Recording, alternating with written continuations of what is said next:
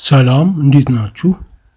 የተወደዳችሁ የዩቲዩብ ቻናላችን ቤተሰቦች እንኳን ወደዚህ ቻናል በሰላም መጣችሁ እያልን ለቻናሉ አዲስ ከሆናችሁ ሰብስክራይብ ማድረጋችሁ እንዳትረሱ። በዛሬው ቪዲዮአችን የምናየው ስለ ደረቅ ሳል የሚያመጡ 9 በሽታዎች ይሆናል። እንዲሁም አብረን አያይዘን በቤት ውስጥ የሚደረጉ መፍትሄዎችን ደረቅ ሳል ለማጥፋት እነሱንም አብረን የምናየው ይሆናል። እስከ መጨረሻው ድረስ አብራችሁን ቆዩ። ቪዲዮውን ላይክ አድርጋችሁ ጀምሩት፣ ትወዱታላችሁ። ውድ አድማጮች ደረቅ ሳልን የሚያመጡብን 9 በሽታዎችን በዝርዝር እናያለን። የእነዚህ 9 በሽታዎችን ደግሞ ምክንያታቸው ምንድነው፣ ይሄ መንስኤዎቻቸው፣ ምልክቶቻቸውና መፍትሄውስ ምንድነው፣ ደረቅ ሳል ለማጥፋት ለመቀነስ የሚደረጉ መፍትሄዎችስ ምንድናቸው፣ በቤት ውስጥ አንዱን ውህድ ከሌላው ውህድ ጋር በመቀላቀል የሚደረጉ መፍትሄዎችንም የምናይ ይሆናል። እንግዲህ ያላያችኋቸው ሌሎች የጤና ነክ ቪዲዮዎች ካሉ ከስር ሊንኩን አስቀምጠላችኋል፣ ዲስክሪፕሽን ሴክሽን መመልከት ትችላላችሁ። ወይም ውስጥ ገብታችሁ ቻናላችን ጋር ቪዲዮስ ሚለው ጋር ወይም ፕሌሊስት ሚለው ጋር ብዛት ያላቸው ጤና ነክ ቪዲዮዎች አሉ። እዛ ያላያችኋቸውን ወይም የሚመለከታቸውን ቪዲዮዎች ማየትም ሸር ማድረግም ትችላላችሁ። መረጃ በሚለቅበት ጊዜ ተከታትሎ እንዲደርሳችሁ ወይም ቅድሚያ ለእናንተ ኖቲፋይ እንዲያደርጋችሁ የኖቲፊኬሽን ደወል መጫንን ይኖርብናል። ውድ አድማጮች ብዙ ጊዜ ሳል እንስላለን።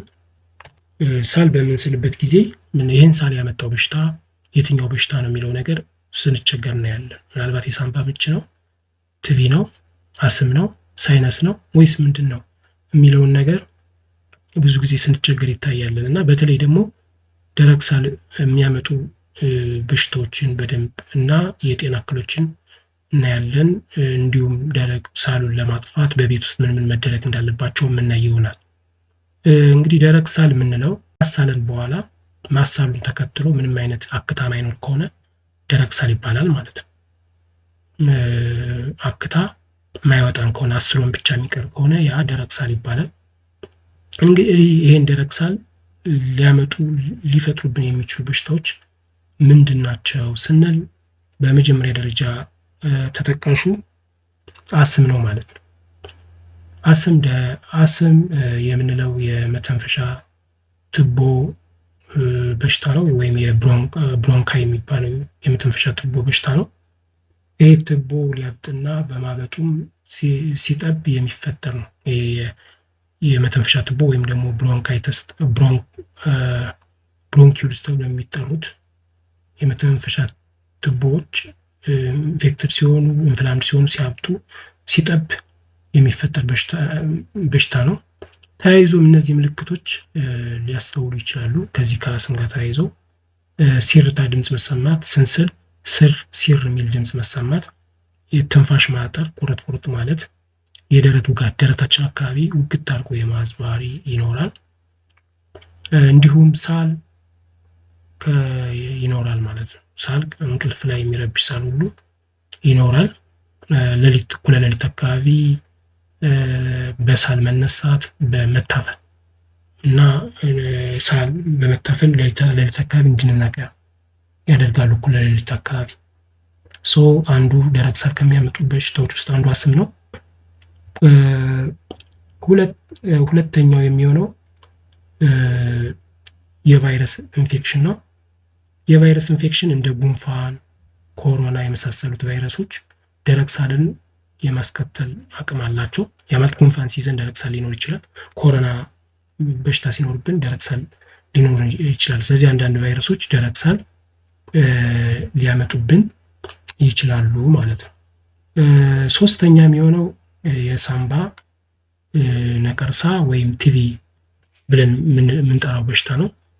እነዚህ ቲቪ የሚያሳየው ምልክት ምንድነው? ለ3 ወይም ከዚያ በላይ ሳምንታት ማሳል፣ በቀጣይነት ከ2 ሳምንት በላይ ወይም ከ3 ሳምንት በላይ ማሳል፣ የደረት ህመም፣ በምንተነፍስበት ጊዜ ወይም በማሳል ወቅት የደረት ህመም መኖር፣ ስንተነፍስ ደረታችን አካባቢ የህመም ስሜት፣ የውጋት ስሜት መሰማት፣ ክብደት በጣም ነው የሚቀንስ። ቲቪ ሲኖርብን ባንዴ ነው ሆጭ የምንለው። ይሄ እንትናችን ክብደታችን ባንዴ ነው የሚቀንሰው።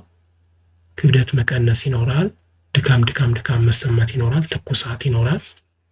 ሌሊት አካባቢ ወይም ምሽት አካባቢ ላብ ዝፍቅ ማለት ባህሪ ይኖራል ወይም ላበት ይኖረናል። ብርድ ማለት ሊኖር ይችላል። እነዚህ ምልክቶቹ ካሉ ያው ቲቪ ነው ማለት ነው። ግን ደረቅ ሳል ይኖረዋል። እንግዲህ ስንት በሽታዎች አየን ደረቅ ሳል የሚያመጡ 3 በሽታዎችን ማየት ችለናል። ሌላኛው አራተኛው ምንድነው? ቃር ነው። ቃር ይህ ችግር የጨጓራ አሲድ ከመጠን በላይ በመመረቱ ወደ ላይ ሲመለስ የሚፈጠር ችግር ነው። ያ ወደ ላይ ስንል ከጨጓራችን ወደ የምግብ ቱቦ ወደ ጉሮሮ አካባቢ ወደ ላይ ሲወጣ ማለት ነው። ይህ አሲድ ሳል እንዲቀሰቅስ ሊያደርግ ይችላል ማለት ነው። ወደ ላይ የሚመጣው አሲድ ሳል ሊያስነሳብን ይችላል። ከዛም ጋር ተያይዞ የደረት ማቃጠል ሊኖር ይችላል። የምግብ ወይም ፈሳሽ ወደ ላይ መመለስ፣ ሆድ ውስጥ ያለ ዕቃ ጨጓራ ላይ ያለ ፈሳሽ ወደ አፋችን አካባቢ የመምጣት ባህሪ መታየት፣ ረጅም ጊዜ የሚቆይ ወይም የሚስተዋል ደረቅ ሳል መኖር፣ ጉሮሮ አካባቢ ያበጠ ስሜት መሰማት፣ የድምጽ መቀየር፣ እንዲህ አይነት ባህሪያቶች ያሳያል ቃር ማለት ነው። አምስተኛው ምንድነው? የትክትክ በሽታ አሁንም ደረቅ ሳል ነው ያለው። ይሄ ትክትክ በሽታ ደግሞ ብዙ ጊዜ የተለመደው በህፃናት ላይ ነው። እሱ አምስተኛው ነው። ስድስተኛው የሳምባ ካንሰር ደረቅ ሳል ሊኖረው ይችላል። ሰባተኛው የልብ ድካም ነው። እሱም ደረቅ ሳል ሊኖረው ይችላል። ሌላኛው ለኬሚካሎችና ብናኞች መጋለጥ። ይህ ሁኔታ በስራችን ወይም በአካባቢያችን ተጋላጭነት ካለ አለርጂን በመፍጠር ደረቅ ሳልን ሊያስከትላሉ ማለት ነው። ለምሳሌ የምንሰራበት ቦታ ላይ ብናኝ ካለ፣ እንደ አስቤስቶስ ብናኝ ካለ፣ ዱቄት ካለ፣ እንዲህ አይነት ነገር ለኬሚካል ለብናኞች የሚጋለጥ ከሆነ አለርጂ እንዲነሳ በማድረግ በአለርጂው ምክንያት እንዲያስለን ሊያደርግ ይችላል። ደረቅ ሳል እንዲኖር ምክንያት ሊሆን ይችላል ማለት ነው።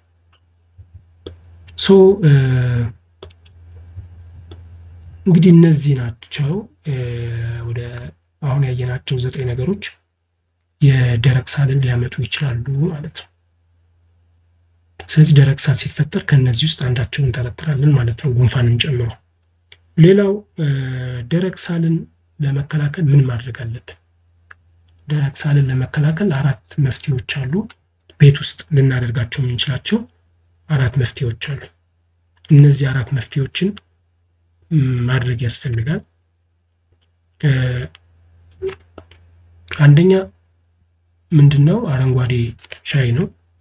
አረንጓዴ ሻይን በሻይ ቅጠሉ ማሸጊያ ጀርባ ላይ ባለው አጠቃቀም መሰረት ካፈላም በኋላ 1 የሻይ ማንኪያ ማር ጨምሮ መጠጣት ደረቅ ሳልን ለማከም ፍቱን ነው።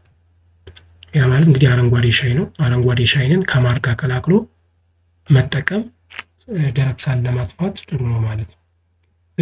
ይሄ ማለት የአረንጓዴ ሻይና የማር ጥቅም ወይም የሁለቱ ጥምረት ደረቅ ሳልን ማከም ብቻ ሳይሆን በደረቅ ሳል ወቅት የሚከሰቱ የጉሮሮ ህመሞችንም ለማከም ይረዳል ማለት ነው።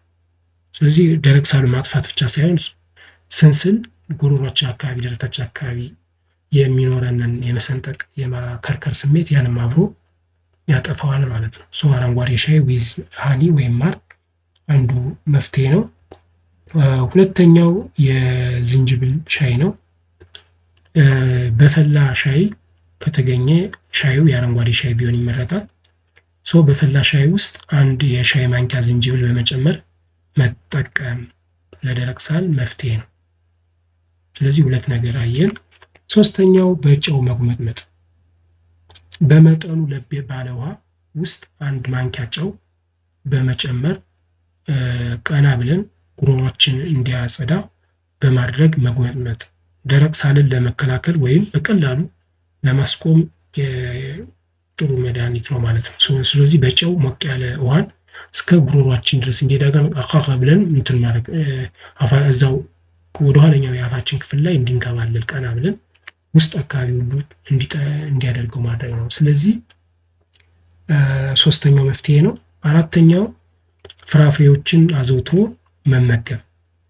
ፍራፍሬዎችን በጭማቂ መልክ ሊሆን ይችላል ወይም ጥሬያቸውን ጭማቂም ባይሆኑ እንዲህ ፍራፍሬዎችን አዘውትሮ መጠቀም ፍራፍሬዎቹ በውስጣቸው ባለው ንጥረ ነገር አማካኝነት ለደረቅ ሳል እንዳንጋለጥ ወይም እንዲቀንስልን ሊረዱን ይችላሉ ማለት ነው።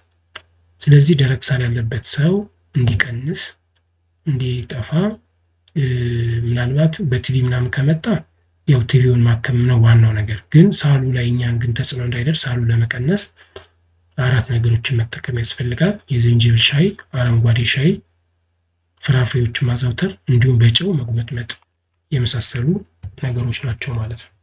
እንግዲህ ውድ አድማጮቻችን ስለ ደረቅ ሳል ይዘንላችሁ የመጣነው ርዕስ ይሄን ይመስላል። አይ ሆፕ ይረዳችኋል ብለን እናምናለን። አስተያየት ካላችሁ ጻፉልን።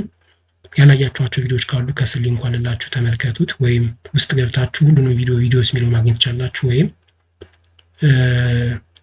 ፕሌሊስት ውስጥ ገብታችሁ ሄልዝ የሚለው ጋር ቪዲዮዎች አሉ። ያላያችኋቸውን የሚመለከታችሁን ማየትም ሸር ማድረግም ትችላላችሁ። ስላዳመጣችሁን ከልብ እያመሰገንን በሌላ ቪዲዮ በተለያየ ጤና መረጃ እስክንገናኝ ሰላም ቆዩ።